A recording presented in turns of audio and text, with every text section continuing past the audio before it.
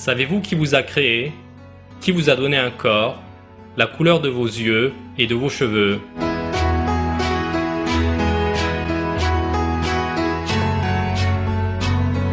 Qui a décidé de votre taille, de la couleur de votre peau?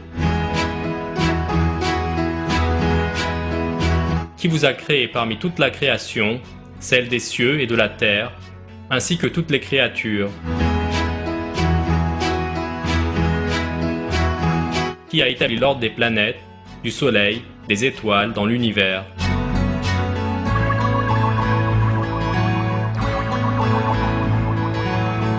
La majorité des personnes répondent toujours à ces questions de la même manière, disant « Allah nous a créés ». Et ce fait est indiscutable. Mais comment pouvez-vous parvenir à la connaissance parfaite d'Allah, notre Créateur et celui de tout l'univers?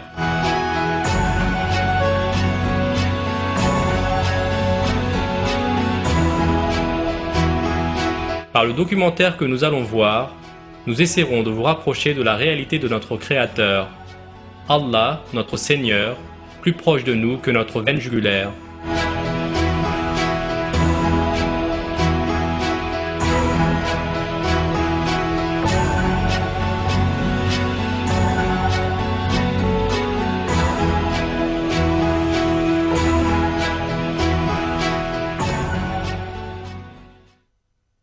Al-Awwal, le premier, dont l'existence n'a pas de commencement. Je demande la protection d'Allah contre le diable banni. C'est lui le premier et le dernier, l'apparent et le caché, et il est omniscient.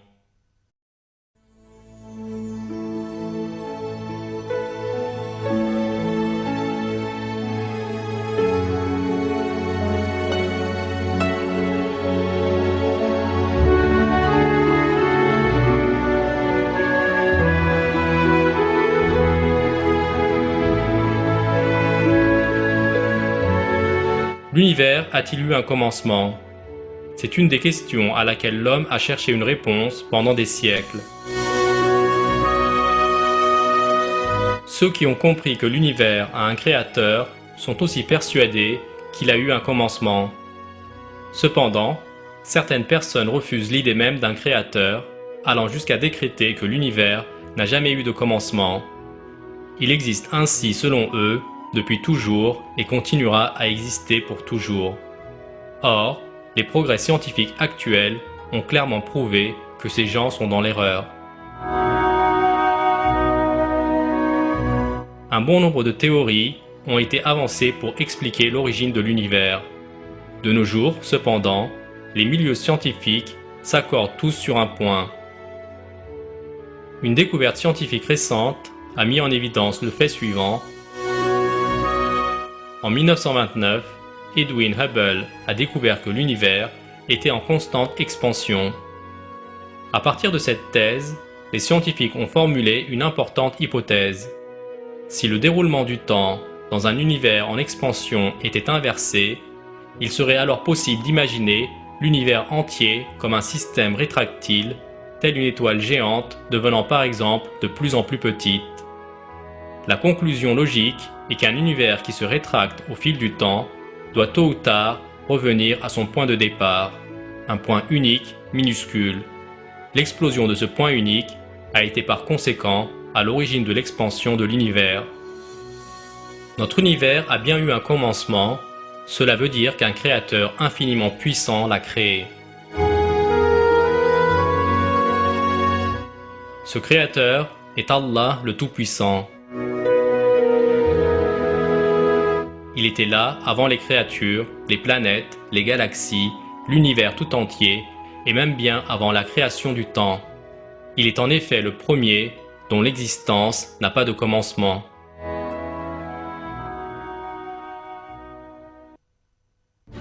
Al-Adl, le juste, l'équitable.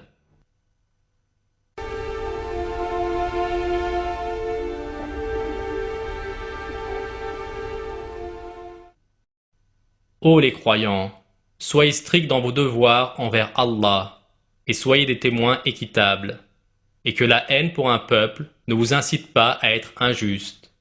Pratiquez l'équité, cela est plus proche de la piété, et craignez Allah, car Allah est certes parfaitement connaisseur de ce que vous faites.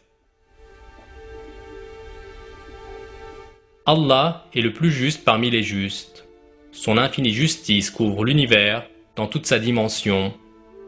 Il jugera ses serviteurs dans ce monde et dans l'autre monde. Allah, celui qui entend tout, celui qui sait tout, et celui qui est informé de tout, domine l'univers par sa sagesse et sa justice suprême. Tout ce que les hommes accomplissent dans leur vie sera jugé à la lumière de sa justice infinie. Allah a révélé dans le Coran que ceux qui commettent des péchés et sèment le désordre sur terre ne resteront pas impunis. La plus infime bonne parole sera, quant à elle, récompensée. Le bien et le mal sont deux choses distinctes aux yeux d'Allah et ils règnent entre eux dans une totale équité. Le lieu où la justice infinie d'Allah sera clairement visible est l'au-delà.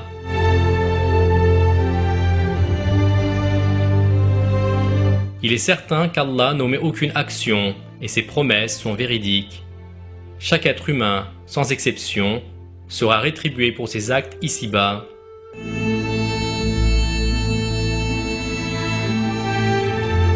Ceux qui commettent le mal seront châtiés pour leur forfait, et ceux qui croient en Allah et accomplissent de bonnes œuvres recevront la plus belle et la meilleure des récompenses de sa part.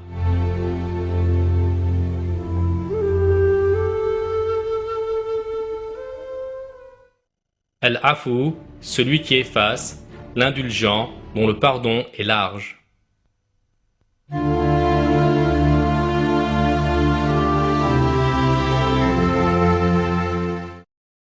Que vous fassiez du bien ouvertement ou en cachette, ou bien que vous pardonniez un mal, alors Allah est pardonneur et omnipotent. De par leur nature même, les hommes sont enclins à commettre des erreurs. Ils peuvent se tromper dans leur appréciation à tout moment, prendre des décisions erronées, mal se comporter. Pourtant, Allah qui a créé l'homme et qui connaît parfaitement ses imperfections, lui pardonne aussi ses fautes. Si Allah ne pardonnait pas, nul n'accéderait au paradis. Il ne faut pas oublier qu'Allah pardonne à ses serviteurs sincères. Le plus important pour une personne, c'est d'une part la sincérité de ses actes et d'autre part sa soumission à Allah tout en étant consciente de ses propres faiblesses. Allah pardonne les péchés de ceux qui se tournent vers lui sincèrement. Il l'a révélé dans le Coran. Allah accueille seulement le repentir de ceux qui font le mal par ignorance et qui aussitôt se repentent. Voilà ceux de qui Allah accueille le repentir. Et Allah est omniscient et sage.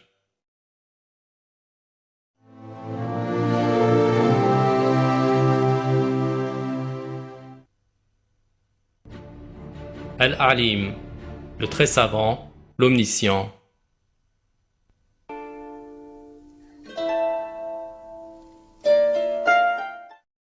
Allah connaît l'inconnaissable dans les cieux et la terre. Il connaît le contenu des cœurs.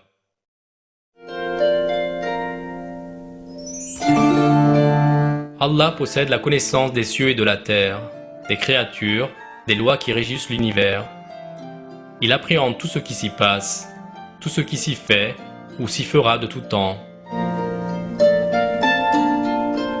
Allah est le créateur de toutes ces merveilles. Allah est omniscient et ses connaissances sont illimitées. Il connaît parfaitement l'identité de chaque individu qui naît ou qui décède ici-bas, ainsi que le nombre de feuilles qui tombent de chaque arbre. Rien ne lui échappe à aucun instant. Il connaît les milliards d'étoiles à travers les milliards de galaxies dans leurs moindres détails, et bien plus de choses encore que nous n'avons malheureusement le temps d'énumérer ici. Il connaît les codes génétiques des milliards de personnes, d'animaux et de plantes.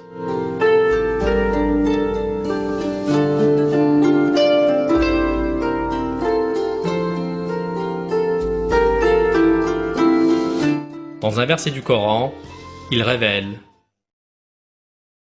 c'est lui qui détient les clés de l'inconnaissable. Nul autre que lui ne les connaît. Et il connaît ce qui est dans la terre ferme comme dans la mer. Et pas une feuille ne tombe sans qu'il ne le sache. Et pas une graine dans les ténèbres de la terre, rien de frais ou de sec, qui ne soit consigné dans un livre explicite. Il y a un secret très important que nous ne devons pas oublier. Parmi toutes les choses citées, Allah connaît en plus le cœur des hommes, ce qui traverse leur esprit et tout ce qu'ils font, que ce soit ouvertement ou en secret. Les êtres humains s'imaginent qu'Allah connaît seulement certaines facettes de leur personne, comme leurs émotions, leurs pensées et leurs angoisses. C'est là une grave erreur, car sa connaissance règne dans les cieux et sur la terre. Comme il le fait partout dans l'univers, Allah connaît l'homme aussi bien dans son plus profond intérieur que dans son extérieur. Al-Azim, l'immense, le magnifique, l'éminent. À lui appartient ce qui est dans les cieux et ce qui est sur la terre, et il est le sublime, le très grand. La grandeur et la majesté d'Allah dépassent définitivement toute compréhension humaine. Néanmoins, l'homme peut observer et comprendre toute la majesté et la puissance d'Allah dans les limites de l'entendement humain.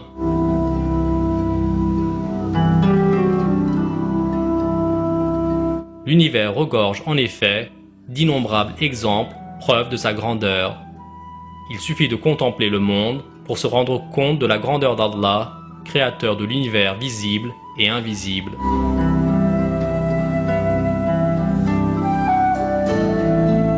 Le ciel et ses milliers de tonnes de nuages, les montagnes hautes de milliers de mètres, les mers et les forêts peuplées d'espèces végétales, animales et de vies humaines. Tout cela et bien d'autres réalités sont des preuves incontestables de la grandeur d'Allah.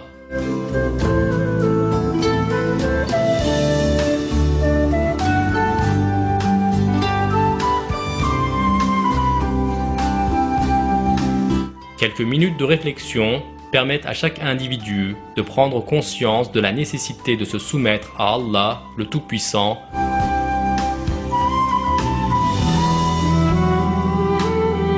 créateur des cieux et de la terre, lequel régit les milliards de galaxies et d'étoiles en obéissant à ses ordres et en évitant de commettre des péchés.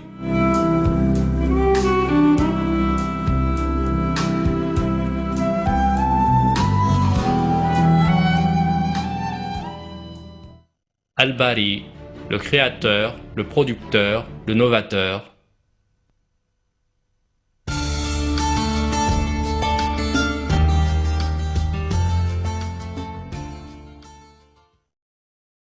C'est lui Allah, le créateur, celui qui donne un commencement à toute chose, le formateur. À lui les plus beaux noms. Tout ce qui est dans les cieux et la terre le glorifie, et c'est lui le puissant, le sage.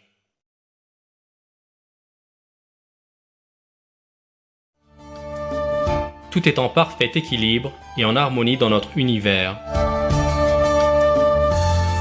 Au vu des récents progrès scientifiques, de nouveaux éléments sont apparus, confirmant cet équilibre et cette harmonie, car chaque système dans l'univers a été conçu par une intelligence éminemment supérieure.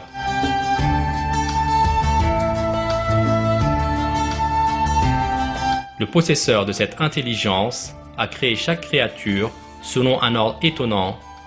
Du plus simple corps dans l'univers aux milliards de créatures, tous évoluent depuis toujours dans une architecture organisée, unique, impressionnante. La nature existe depuis des millions d'années dans une harmonie sans faille. Cette harmonie incroyable et incomparable des cieux et de la terre est une preuve incontestable de l'art de la création divine.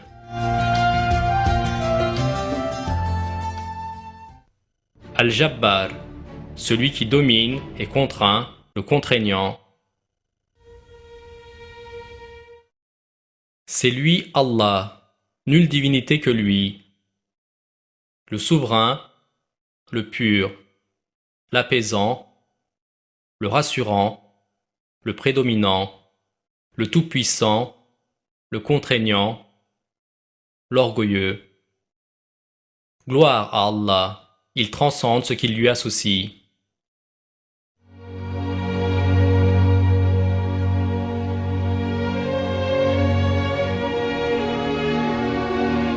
Le pire des égarements pour l'être humain est de grandir devant Allah et de devenir pétri d'orgueil.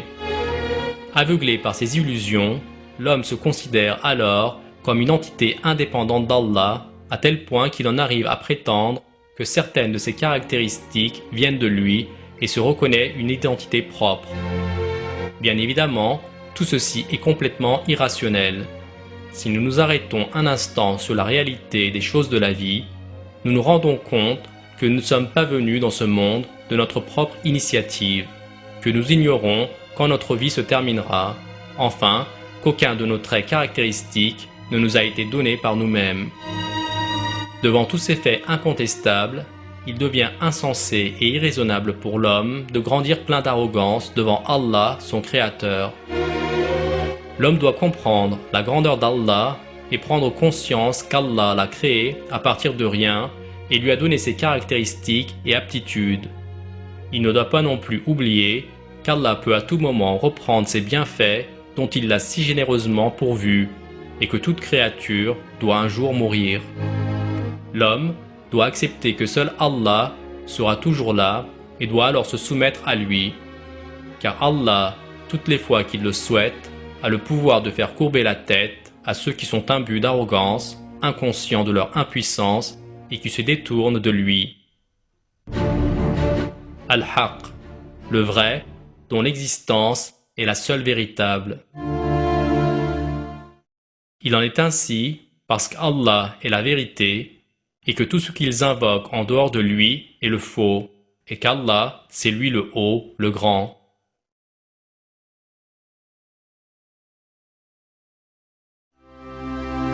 Comme toute chose, le temps et l'espace, la vie et la mort sont des concepts créés. Un monde matériel est apparu à une époque où il n'y avait ni temps ni espace. Ces concepts de temps et d'espace ont évolué au cours des siècles avec notre monde. Si nous devions remonter le temps, nous nous heurterions à cette barrière infranchissable que constituent l'espace et le temps. L'élément le plus ancien qui sert de repère temporel est la création de l'univers. En fait, le temps limite identifié aujourd'hui par le monde scientifique est 10 puissance moins 43 secondes après la création de l'univers. Avant cette période, ni l'espace ni le temps ne peuvent être situés temporellement. À ce stade de réflexion, nous nous trouvons donc face à une dimension intemporelle dépourvue d'espace. Comme les concepts de temps et d'espace par lesquels l'homme est limité sont créés à un moment défini, alors, avant cette création, il n'y avait ni temps ni espace. Allah a créé ces concepts bien au-delà de notre entendement, bien qu'ils ne soient liés ni par l'un ni par l'autre. Il est au-delà du temps et de l'espace, raison pour laquelle il existe dans l'infini. Il est la seule véritable existence. À l'exception de son être, tout dans l'univers a été créé par sa volonté. Al-Qahhar, le tout est très contraignant, le dominateur suprême.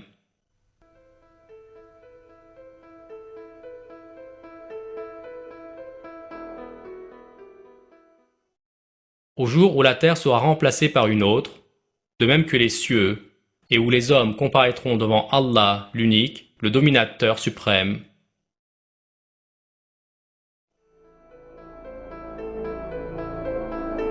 De la même façon qu'Allah est capable de faire disparaître les angoisses des hommes et de soulager leur cœur, il peut aussi les condamner à de terribles souffrances. Le Coran cite des exemples de nations détruites par des châtiments divins suite à leur négation de la religion, celle d'Allah, et à leur rébellion contre lui, Ces nations ont été éliminées lors de catastrophes terribles au moment où elles s'y attendaient le moins. Il s'agit là d'un châtiment exemplaire qu'Allah afflige aux mécréants ici-bas. Mais le châtiment ultime qu'Allah réserve à ceux qui sèment le trouble sur la terre et aux mécréants, c'est le feu éternel dans l'au-delà. Ils n'ont pas en effet estimé Allah à sa juste valeur et ont fait preuve d'ingratitude envers lui, malgré son indulgence infinie.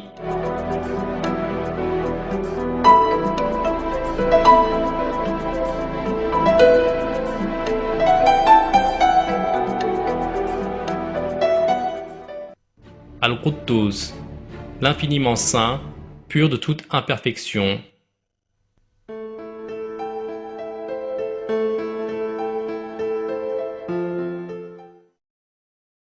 Ce qui est dans les cieux et ce qui est sur la terre glorifie Allah, et il est le puissant, le sage.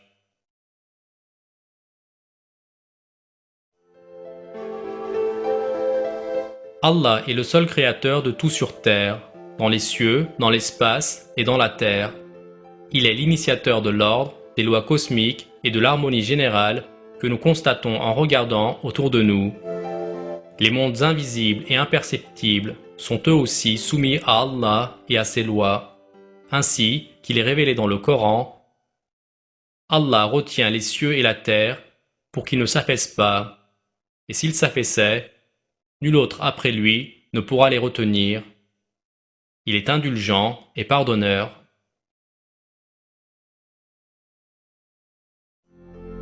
C'est Allah, notre Seigneur, qui a créé toutes choses et qui les garde.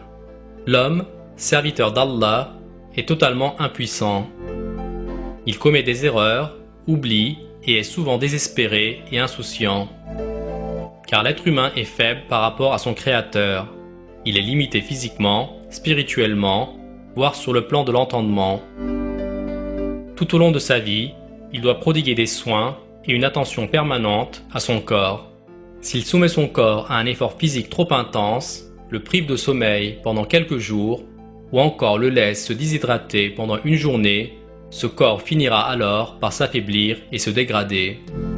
Ce sont là des signes évidents de faiblesse humaine, signes d'Allah pour les hommes doués d'intelligence, afin qu'ils réfléchissent et comprennent. Allah, notre Créateur, détenteur des noms les plus magnifiques, est au-dessus de toutes ces imperfections. Malik al-Mulk, le possesseur du royaume qui contrôle son règne et donne un règne à qui il veut. Dis, ô Allah, maître de l'autorité absolue, tu donnes l'autorité à qui tu veux, et tu arraches l'autorité à qui tu veux, et tu donnes la puissance à qui tu veux, et tu humilies qui tu veux. Le bien est en ta main, et tu es omnipotent. Si vous regardez autour de vous, où que vous soyez maintenant, chaque chose que vous voyez a son propriétaire. La chaise sur laquelle vous êtes assis est constituée d'atomes par celui qui lui a donné vie. Les fleurs dans leur peau s'épanouissent grâce au soleil et à l'eau qui leur sont offerts généreusement par leur Créateur. L'océan, ainsi que toutes les espèces qui le composent, existent par la volonté d'Allah, leur possesseur.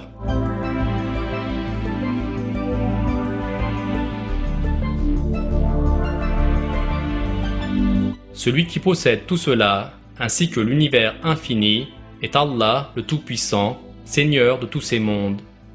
Même votre corps est soumis à la volonté de celui qui vous a créé, sans que vous ne puissiez avoir aucun moyen de contrôle et indépendamment de votre volonté. Vos membres, vos veines, votre système nerveux et vos cellules sont un pur et parfait exemple du savoir et de la magnificence infinie de l'Éternel, notre Créateur et Possesseur. Aucune de ces composantes de votre corps n'est apparue simplement par votre propre volonté, parce que vous avez décidé de la créer. Lorsque pour la première fois vos yeux se sont ouverts sur le monde, vous vous êtes retrouvés confrontés au système parfait de votre corps, du monde dans lequel nous vivons et même de l'univers entier. Néanmoins, vous ne possédiez aucune de ces choses auparavant et dans le futur, il ne sera pas possible pour vous de le faire. même si telle est votre volonté. Bien sûr, cela s'applique à tous, car la souveraineté de chaque être humain appartient à Allah, notre Créateur et notre Seigneur.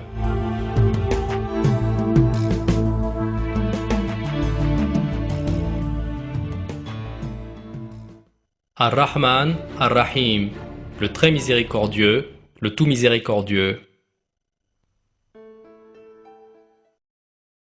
C'est lui Allah, nulle divinité autre que lui, le connaisseur de l'invisible tout comme du visible.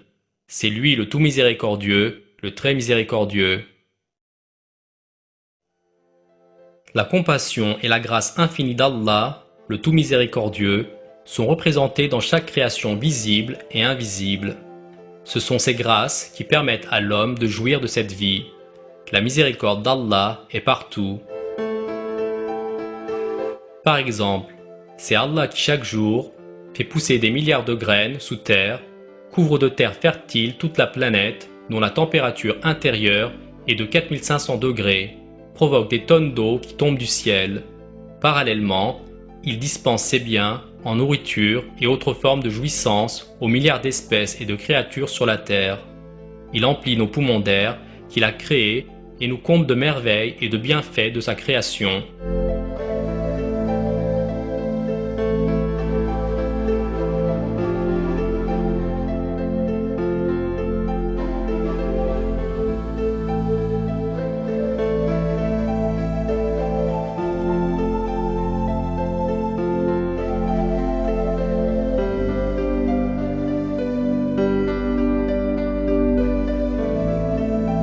Allah crée aussi chacune des 100 trillions de cellules du corps humain, leur attribue leurs fonctions spécifiques, place l'ADN et ses millions de pages d'informations dans chacune d'entre elles, encercle le système cellulaire entier constitué de protéines, de molécules de graisse et d'eau dans un espace de moins de 1 mm de diamètre. Il utilise tout ceci pour donner la vie à l'être humain et lui permettre d'exister. De sa naissance à sa mort, l'homme ne vit qu'aux dépens des bienfaits dont Allah l'a si généreusement pourvu. Certaines personnes reconnaissent ces grâces, comprennent les raisons de leur création et servent Allah. D'autres, malheureusement, deviennent ingrates et lui tournent le dos. Malgré tout, Allah fait toujours preuve de la plus grande miséricorde grâce à sa suprématie incommensurable. Ceux qui ne croient pas en Allah bénéficient quand même de l'air pour respirer, de l'eau pour boire et de tous les bienfaits visibles et invisibles dans cette vie. Allah leur offre généreusement des biens, de belles maisons dans lesquelles ils vivent, des enfants pour continuer leur lignée, de la même façon qu'il prodigue toutes ces largesses aux croyants. Il pourvoit les hommes en nourriture tout au long de leur existence, leur donne santé, force et beauté. C'est une marque évidente de l'attribut d'Allah, le tout miséricordieux.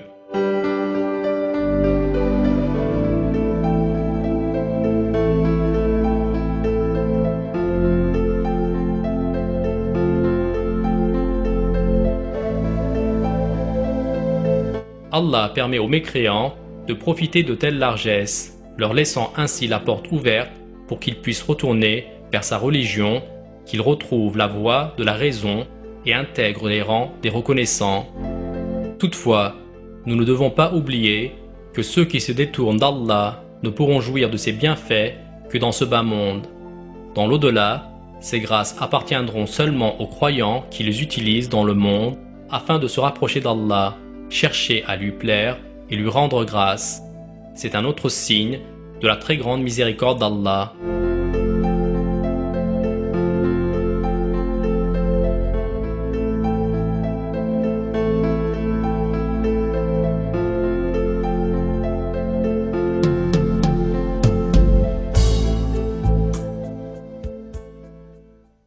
Ar-Razzaq, le pourvoyeur, celui qui accorde toujours la subsistance. En vérité, c'est Allah qui est le grand pourvoyeur, le détenteur de la force, l'inébranlable.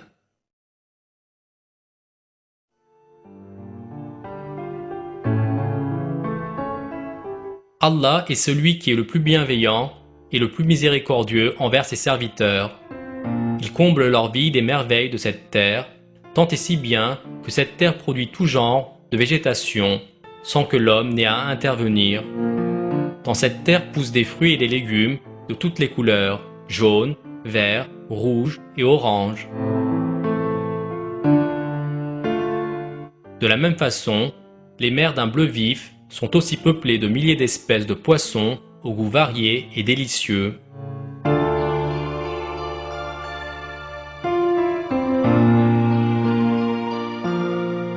Allah donne ses bienfaits à l'homme dans cette vie ici-bas. Au paradis, des merveilles encore plus extraordinaires et magnifiques sont réservées aux croyants. Allah attire l'attention sur la nature supérieure de ses grâces au paradis, dans le 17e verset de la sourate 32.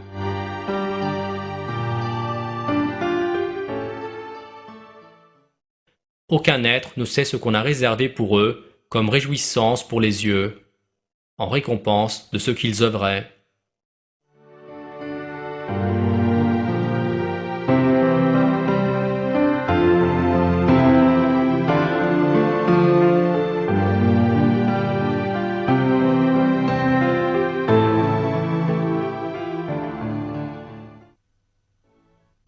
Al-Shafi, celui qui guérit.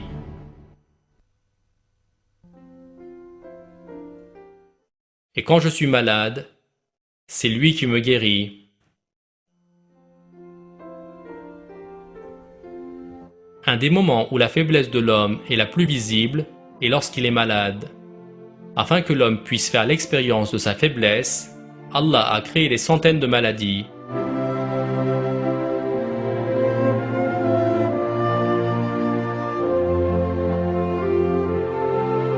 Chaque maladie provoque des effets divers sur le corps et sur l'esprit.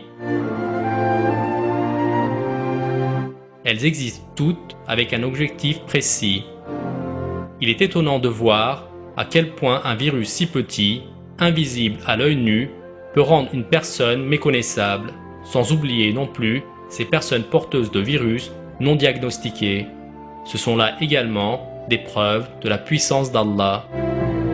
Les expériences et recherches conduites par les scientifiques afin d'éradiquer un seul de ces virus montrent la supériorité de la création d'Allah. À partir du moment où Allah inflige ces maladies, nous ne pouvons guérir que par sa volonté. Si Allah le décide, il est celui qui guérit par excellence.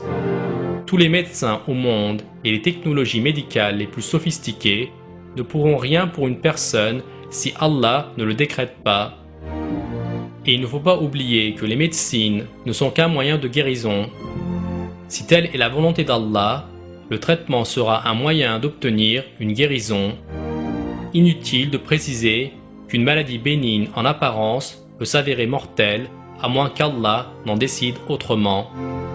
En tout état de cause, l'être humain doit reconnaître ses faiblesses face à la puissance infinie d'Allah le Tout-Puissant et implorer son aide dans l'épreuve et la difficulté. Nous devons prendre conscience que nous nous trouverons d'aide et protection qu'en Allah.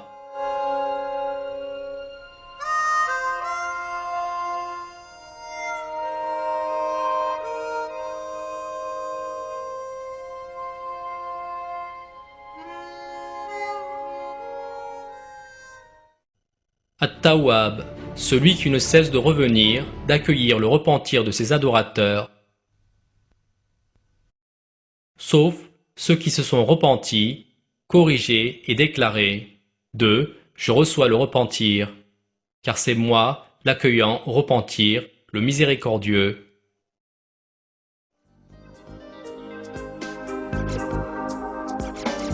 L'homme est sujet aux erreurs en permanence. Il est enclin à commettre des péchés, à succomber à la tentation. L'être humain a aussi un ennemi déclaré, Satan. Celui-ci incite l'homme à se rebeller contre Allah, l'entraînant dans une angoisse permanente. Toutefois, Allah a montré à l'homme la voie pour corriger ses erreurs, c'est le repentir. Il s'entend alors que n'importe quelle personne peut se tromper à tout moment, commettre un péché ou devenir la proie de Satan et de ses inspirations insidieuses. Pourtant, peu importe la gravité des fautes d'une personne, il y a toujours un moyen de faire marche arrière. Allah accepte le repentir et pardonne à ses serviteurs sincères. Pour cette raison, quelles que soient les erreurs que l'être humain a faites dans le passé, il est injuste et insensé de se laisser ronger par le désespoir lorsqu'Allah ouvre grande ouverte la porte de sa miséricorde. Al-Wali, le très proche, le maître, le tuteur. Allah est le défenseur de ceux qui ont la foi. Il les fait sortir des ténèbres à la lumière. Quant à ceux qui ne croient pas, ils ont pour défenseurs les taroutes, qui les font sortir de la lumière aux ténèbres. Voilà les gens du feu, où ils demeurent éternellement. Le croyant a un seul vrai ami, dans ce monde et dans l'au-delà. Cet ami ne l'abandonnera jamais, du jour de sa naissance à celui de sa mort, dans ce monde et dans l'autre. Il le protège contre ses ennemis, il donne généreusement sans rien attendre en retour, il est le plus digne d'allégeance. Cet ami incomparable, c'est Allah, le plus digne de confiance, le plus proche de ceux qui croient en lui. Il protège ceux qui le craignent contre leurs faiblesses et leurs égarements, et leur offre une vie meilleure ainsi qu'un bonheur éternel dans l'au-delà. Les inconscients passent leur temps et leur existence à la recherche d'hypothétiques personnes riches, capables de les secourir, ou encore suffisamment puissantes pour résoudre leurs problèmes, personnes sur lesquelles ils vont fonder toute leur confiance et leurs vains espoirs. Mais de tels agissements leur font oublier Allah, notre Créateur, le Tout-Puissant, l'Omniscient au pouvoir infini, celui qui leur a donné la vie et leur permet de vivre. Ils choisissent comme compagnon Satan, qui n'apporte à leur vie que des illusions et tout le mal qui en découle, les privant ainsi de leur part de paradis dans l'au-delà. C'est le commencement de la fin pour ces personnes qui choisissent le monde des ténèbres. Quant à ceux qui croient en Allah le Tout-Puissant, avec une foi sincère, une existence noble et sereine leur est destinée, loin de toute souffrance et de tout méfait. Car Allah a assuré aux croyants sincères et aux véridiques qu'une récompense suprême dans l'au-delà leur est d'ores et déjà réservée. Allah est l'ami par excellence du croyant sincère dans ce monde et dans l'autre.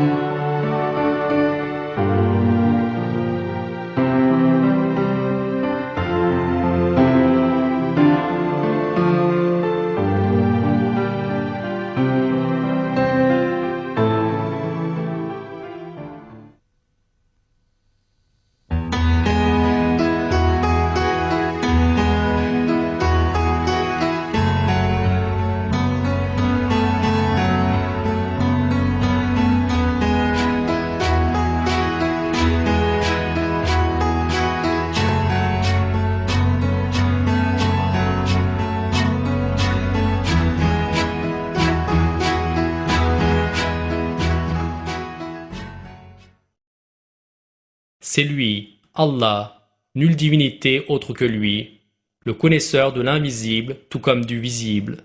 C'est lui, le tout miséricordieux, le très miséricordieux.